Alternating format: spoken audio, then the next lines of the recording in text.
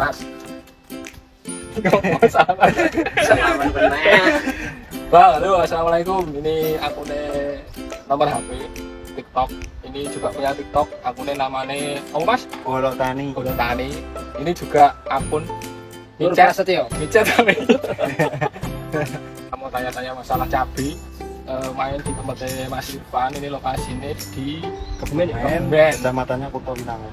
Kecamatan Kutowinangun. Kebetulan beliau ini dulu asli itu Mas kok sampean terus tanam cabai. Awal mulane pasti apa dulu kerjane apa emang basicnya pertama sudah petani. Kalau latar belakang dulu sebenarnya orang tua saya tuh petani, cuman kan petani padi. Kalau padi itu gimana ya? Ya emang maksudnya kita cuma bisa buat makan, tapi menurut saya tuh agak bosen gitu loh kalau padi. Kurang tantangannya kok. Iya, tantangannya agak kurang. Terus kayak bocah iki ya.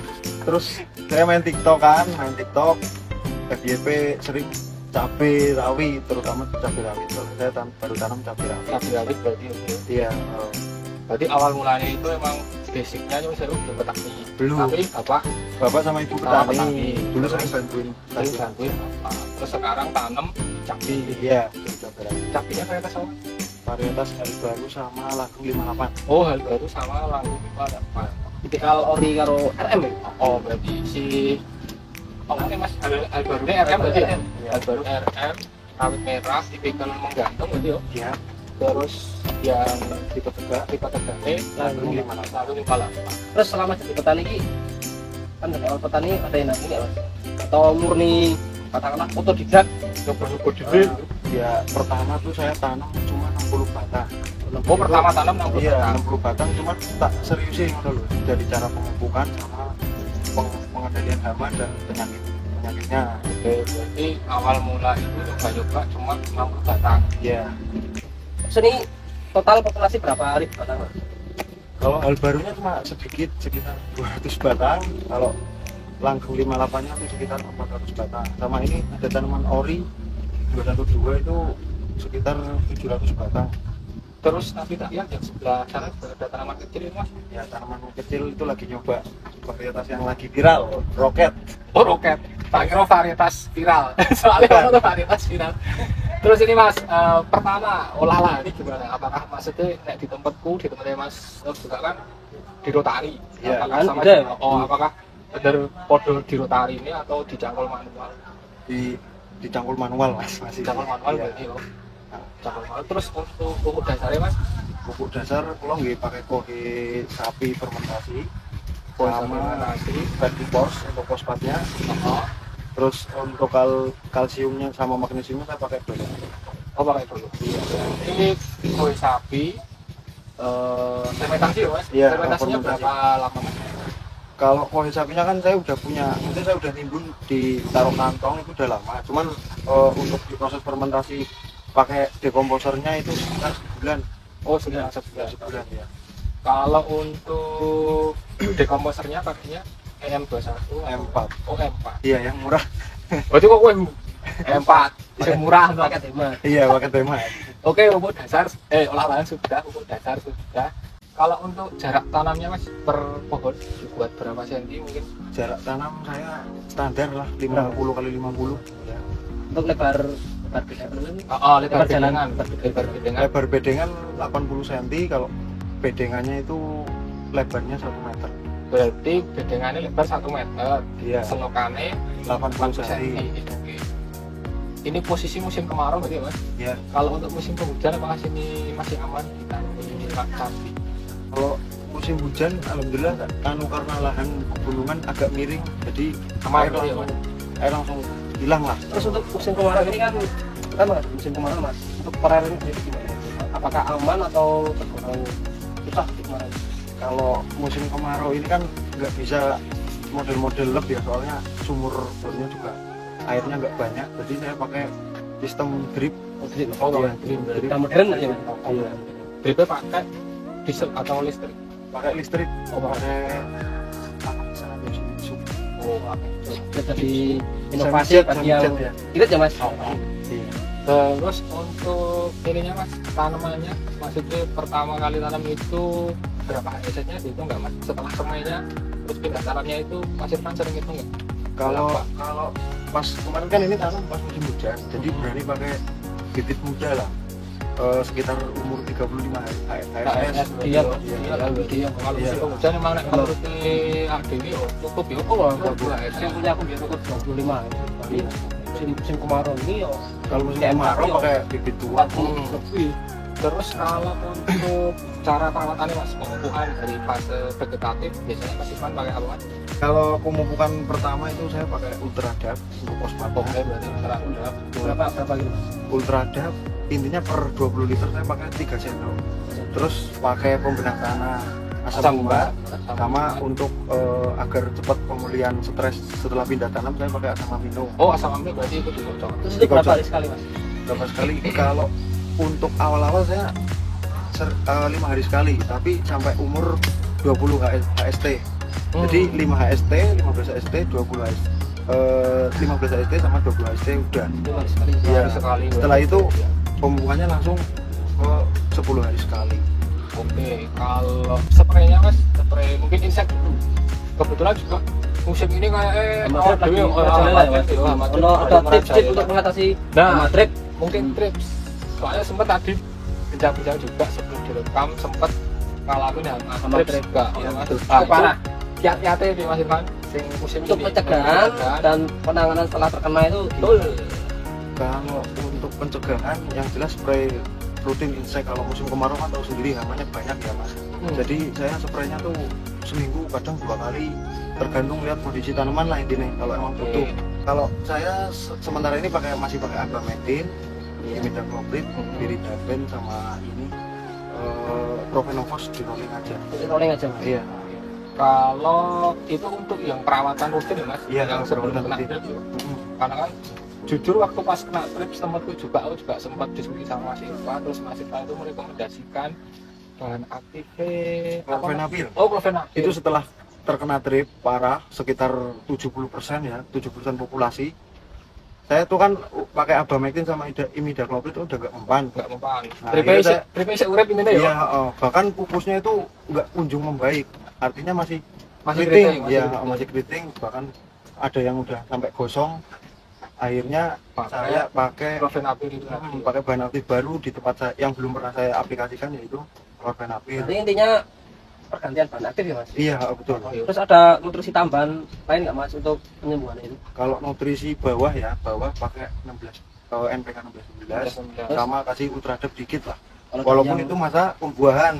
dari atas Kalau atas saya pakai asam amino sama di rolling Vitaron SR. Oke. Aku sama Mas Nur juga tribut masalah trips kemarin. Jadi ternyata intinya berarti anu ya Mas Nur, rollingan insek yang belum pernah dipakai. Iya. Jadi yo. Bahan aktif yang belum pernah dipakai di lahan Oke. tersebut. ini nutrisi lombok mungkin yang nggak boleh sing dikocor maupun yang spray kayak nggak boleh kok iso gembel kayak ini di saat pancing buah rel ini ya kan nutrisi bahan apa sih nggak boleh. Jadi yang pertama, nek misalnya kepingin ngebior ke buah ya, misal buahnya isek longkong, aku sih Lokoi maksudnya buahnya jarang ya. buahnya jarang, Jarang. bukan Biar ya, bukan- ya. belum full buah ibaratnya ya, pakai iki apa jenenge grower Blower karo KNO 3 putih pril kocor lagi ya mas. kotor Terus ini perbandingannya kotor. gimana mas? Perbandingannya kocor lagi. Kalau 160 Orang mesti 1:1 apa? Oh, enggak. Masih lebih Boten. dominan. lebih dominan grower. Oh, lebih dominan. Misal 160 kan pakai drum 160 liter, Hmm. grower masuk 3 kilo, 3 kilo. KNO nya paling cuma sekilo. Oke. Nanti tambah sedikit paling setengah kilo kok berapa 16 Oh, tetap pakai nomor 11 tetap ya. pakai 16 buat jaga tunasnya. Ini yang bawah ya. Mm-mm. Kayak spray. Kalau spray pakai Kalinet rolling SP Grow, rolling meneh pakai Fruitka, rolling lagi pakai Gandasil buah. Lalu berarti ya. Kok nutrisi ya gitu. Berarti nutrisi untuk pembuahan itu tadi disampaikan Mas Irfan, yang pertama yang bocor itu pakai grower, atau Mas? Grower dimix sama KNO pril putih, terus dimix lagi sama NPK 1616 itu yang dikocor, atau Mas? Terus persentasenya tadi growernya 3, 1616 1, Iya. KNO KNL iya betul. Kalau KNL 3 nya 1. Iya. Jadi 311 ya. Heeh. Oke. Itu sing kocor bawah ta Mas? Kocor bawah. Terus tadi kocor sing atase spray atas maksudku itu tadi yang pertama pakai Kalinet, KP, terus rolling lagi Fruitka, rolling lagi sama SP Grow sama Gandasil.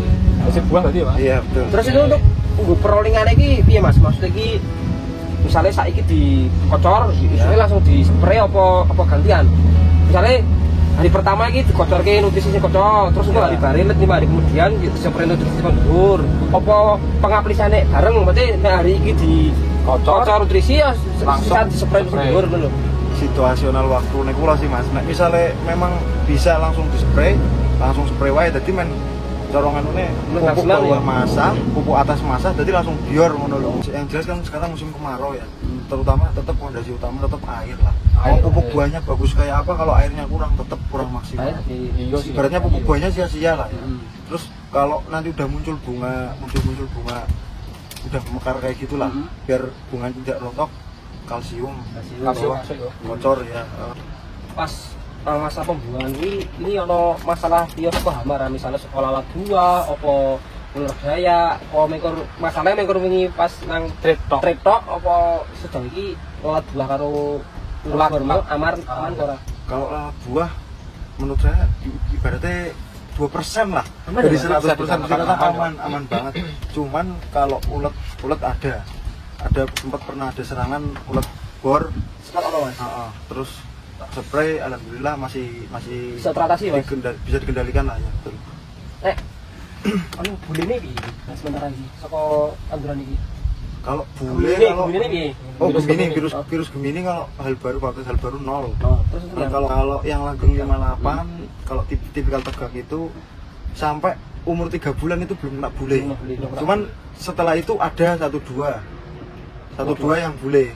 Ono pirang persen kira-kira ngasih kira-kira 10% enggak sampai. Paling cuma 5%. 5% yang bule. Berarti bisa dikatakan di daerah sini Kebumen atau Winangun itu masih aman, Gemininya masih aman. Meski wis berapa kali petik Mas? Kalau yang langgengnya udah 11 kali petik.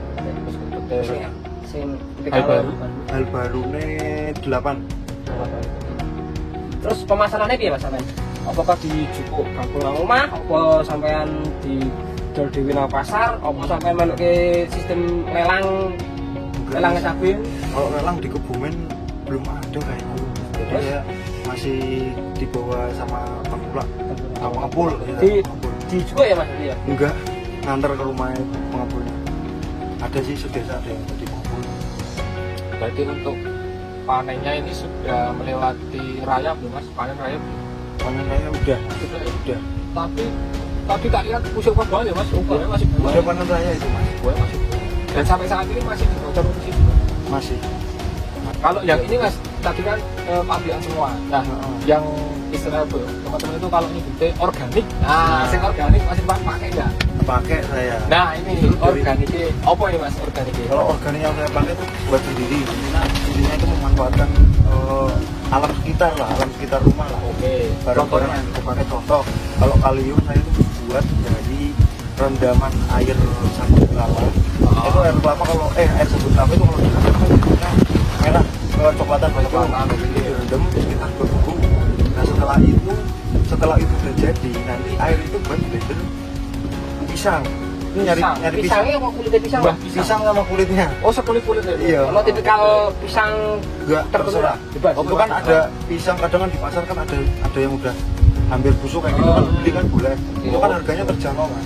Jadi saya blender pakai air rendaman air sabut kelapa itu. Terus di blender terus dikasih di komposer nanti berarti fermentasi lah sekitar 2 minggu nanti bisa dikocorin gitu. Menurutku pisang ya Mas. Kalium pisang sama sabut kelapa itu kan full kalium. Terus selain itu Mas, ada organik yang masuk. Dekomposer paling cuma sama trichoderma. Oke. Pencegahan. Oh sama ini satu lagi asam amino. Asam amino buatan lah ya. Buatan. Iya. Nah ini komposisi nih asam amino buatan. Pakai apa Mas Pak? Saya buat pakai misal ya ibu masak misal apa bandeng atau apa itu kepalanya nanti saya ambil, kalau enggak kepala lele itu saya ambil. Kepala ikan berarti ya? Iya, kepala ikan saya ambil. Kalau ada tempe busuk saya ambil juga, nanti itu di blender juga Mas. Oh itu Di blender terus sama ini daun pepaya. daun pepaya. Daun pepaya Itu di blender dari satu juga. di blender jadi satu, nanti ngambil air kolam Sembarang air kolam ikan lah ini. Air kolam ikan. Oke. Ya. Oke, Mas Ivan, ini sesi terakhir, pesan yang terakhir. Pesan-pesan yang sampean dari petani ini selama ini piye? Terus karo pesan-pesan itu anak muda saya ada pengen merintis pertanian tapi sih diganti pesannya piye? Kalau yang jelas kalau pesan saya tuh dulu alumni baratnya karyawan pabrik ya. Saya tahu kerja di tekanan tinggi, apalagi kita juga kerja sama orang kan, kerja di orang artinya kan kita juga bisa bebas atur waktu kita sendiri.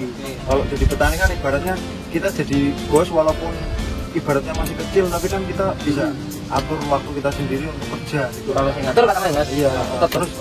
Terus yang kedua, kalau bersentuhan langsung dengan alam, dengan tanaman itu rasanya hatinya tuh Senang. ayem menurut suasana sendiri ya Mas. Iya, walaupun mungkin hasilnya nggak sebesar seperti pekerjaan-pekerjaan lainnya. Karena ya itu, karena lahan saya masih kecil. Ya itu, mungkin kalau lahan besar ya oke lah, hasilnya bisa puluhan juta atau ratusan juta bahkan kan. Terus mau Mas, pesannya gue petani muda nih, yang arek menggeluti dunia pertanian nih, pesannya ada. Kalau pesan kan ibaratnya gini loh Mas. Kalau bicara 10 tahun ke depan, 10 tahun ke depan saya yakin jarang anak-anak muda sekarang yang mau jadi petani. Otomatis kan jadi ibaratnya pekerjaan yang langka.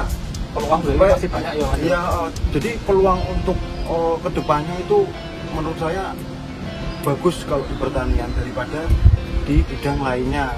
Oke Mas, ini bisa jadi motivasi gue. Rasa sabar, rasa ikhlas, terus piye carane urip prihatin ngono lho Mas. Kadang wis metu modal ya tetap bisa elek. Iya, no komen nek ngono iku aku. Benar soalnya. Wes lah, jadi ini interviewnya sudah, terus bisa kita simpulkan bahwa pada intinya teman-teman yang mau bertani, khususnya tani cabai itu jangan malah semangat di awal sebelum coba. Betul. Terus pengalaman dari Mas Irfan ini ternyata juga walaupun lahannya Indonesia masih sempit, tapi masih bisa dimaksimalkan dengan tanaman yang kita lihat tadi, tanamannya bagus banget. Asal kuncinya kalau menurutku ini kesimpulannya karena si Mas Irfan ini telaten, buktinya beliau buat pupuk organik sendiri itu berkenalan juga sama amino, trichoderma, terus tadi kalium juga Mas Irfan ini juga dan bisa dikatakan Mas Irfan ini juga cuma otodidak, tidak cuma dari YouTube sama tanya-tanya dari TikTok, terus tanya-tanya teman juga itu penting. Itulah ini ya, teman-teman yang mau tanam cabai semangat. Kalau semisal konten ini bermanfaat silahkan di follow, share, terus nanti semisal ada pertanyaan jangan ragu-ragu untuk komen di video ini. Semangat woy Bang. Yes. Oke, kenali lebih kurangnya aku harus belajar. Terima kasih. Cek keranjang kuning.